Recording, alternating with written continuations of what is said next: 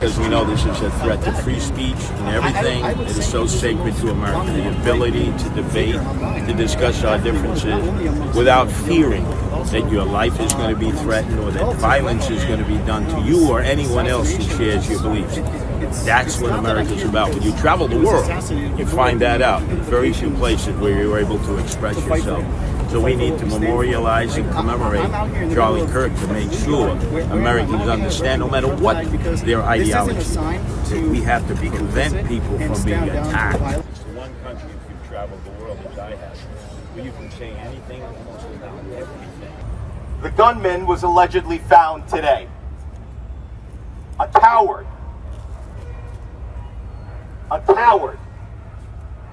We should say that plainly for everybody here. Because Charlie Kirk just wanted to have a conversation.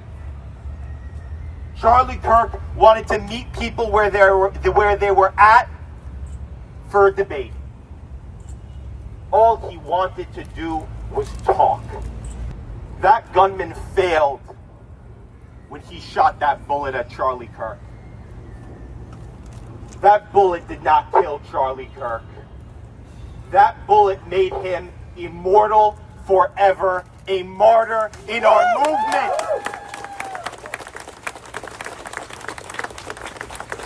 Bishop Nectarios of the Greek Orthodox Church to deliver the first prayer of the evening. I remember what happened to John Lennon, your piece of chance outside of the Dakota, not far from here. When I go through Central Park, Strawberry Fields, people come from around the world to this day. They can't understand why he would be gunned down right outside of the place he lived. That had a stifling event. In that New York City, you would walk around, you would see John Lennon by himself. You would see Mickey Mantle. You would see Walt Frazier. No security, no armed gunmen protecting them because they didn't have fear that they would be attacked. That ended on that night when he was executed. We cannot let the assassination of Charles Kirk end the work that he so laboriously conducted against a lot of opposition in universities around the country to allow for two forms of speech.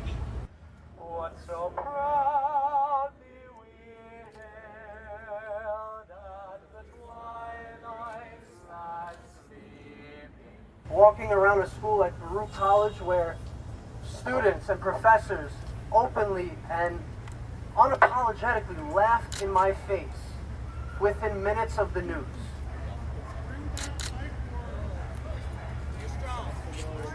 I don't even know what I can say about that, other than godless, heartless. Time and time again, we're seeing atrocities being committed, and it only seems to get worse.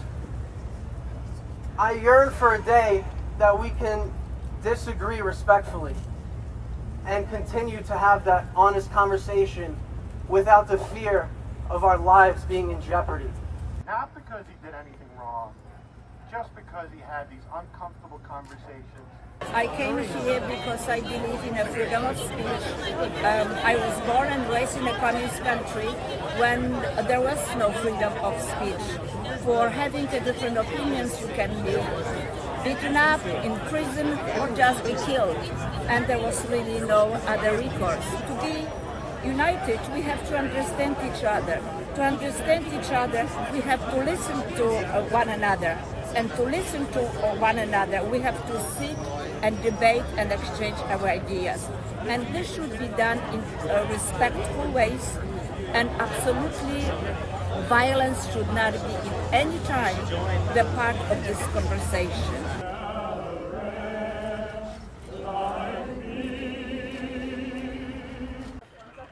I can actually remember that because I know of it. Oh, nice. In Philadelphia.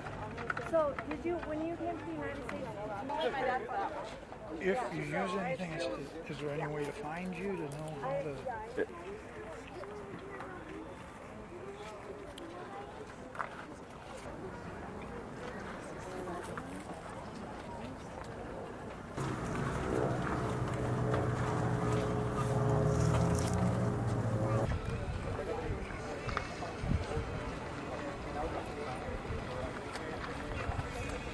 Well, I'm just here to show my support. It's the least I could do. He was a great guy. I've been watching him ever since I've been in politics. It's just, I came out here yesterday. I felt like I didn't want to leave, and I felt obligated. I had to come back today. And all I could do is pay my respect and show my support.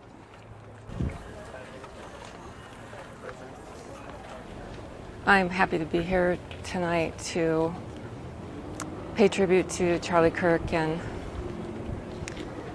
it's such a tragic turn of events, and I admire Charlie greatly for his ability to connect with people and to tell the truth, and he has just such a brilliant mind, and I'm so sorry this has happened, and I'm sorry for his family, his kids and his wife and his parents, and I'm grateful to be here tonight with people who are trying to support the Kirk family.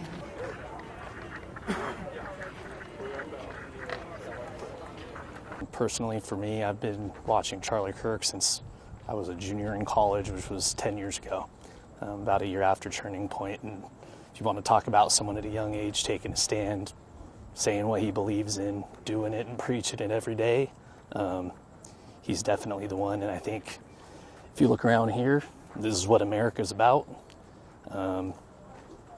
Charlie's a martyr, in my opinion, and I think this is just the starting point for what's next to come for Turning Point. You hear all the negative things out there, but if the mainstream media spent more time looking at what's going on out here right now, this is what America's about.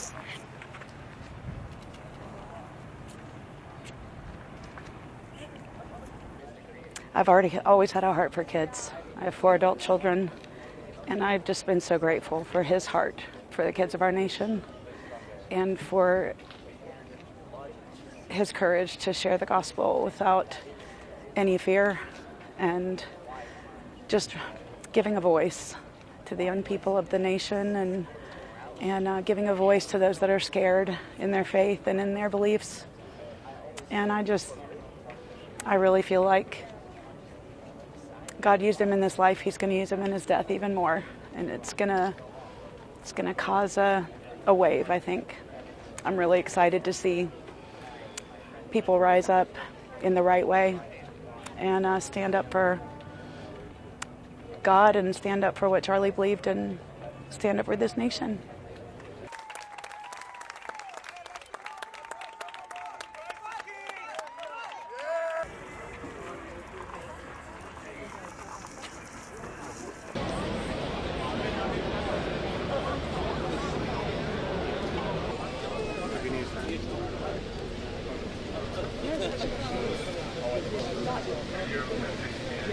We're here because Charlie Kirk was murdered. He was a person who tried to encourage young people and students to get involved in politics. Even when he was supporting the MAGA campaign, his message was get out there and vote. That was his biggest thing, was get involved, however you choose to do so.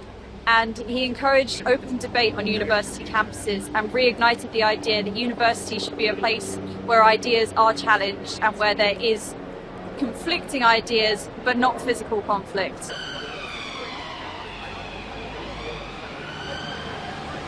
There will be an increase in fear, but Charlie always promoted a message of courage, and courage is not a lack of fear. It's acting in spite of your fear and doing the right thing in the face of fear.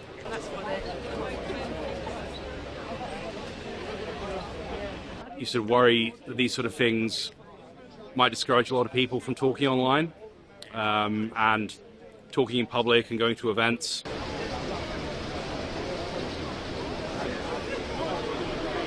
You know, we don't have free speech, and most countries in Europe don't have free speech, and the only way we'll get it is through some sort of, you know, legal mechanism, you know, a Bill of Rights of sorts.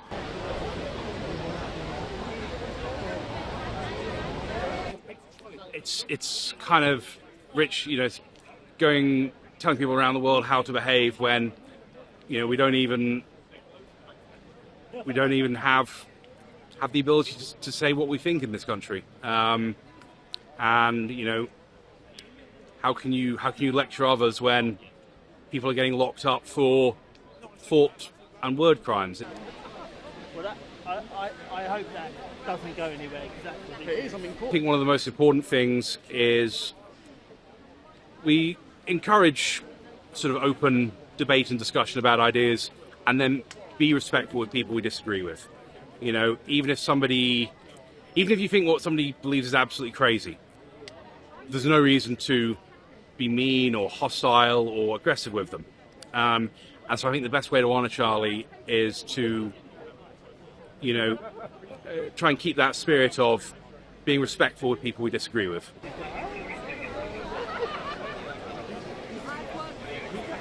You know, it's important that we don't sink down to that level. You know, there's no point winning the argument when you lose your morals.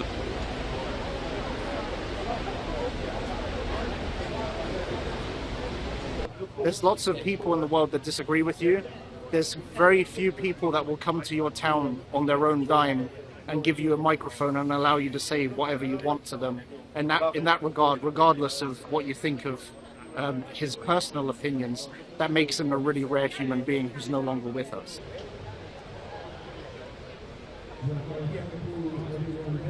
I'm here because it's important that everyone advocates their free speech. Charlie Kirk is he was such a wonder to the world, and it's such a shame that he is now gone. Yeah, it does make you fearful. We've got a big event going on tomorrow. Everyone's a bit anxious, something could happen. But we still have to be brave, and we still have to go and stand and make our point. It's such a big threat now. It's unbelievable. You know, you can go to prison. There's people out there that want to get you. You end up with death threats, all sorts of things. It's so dangerous now just to have a bit of free speech in the United Kingdom.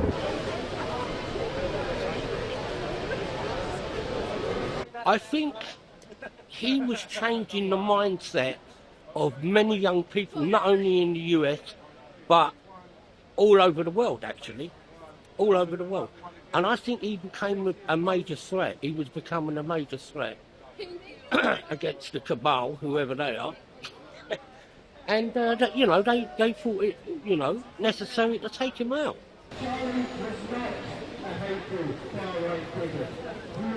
I think if you're scared to speak your mind, then you've got to say there's no point in existence, because the fundamentals of like humanity for me is freedom of expression. If you lose that, then you know you might as well become a robot, right? I have no idea. We wouldn't. That's way above him.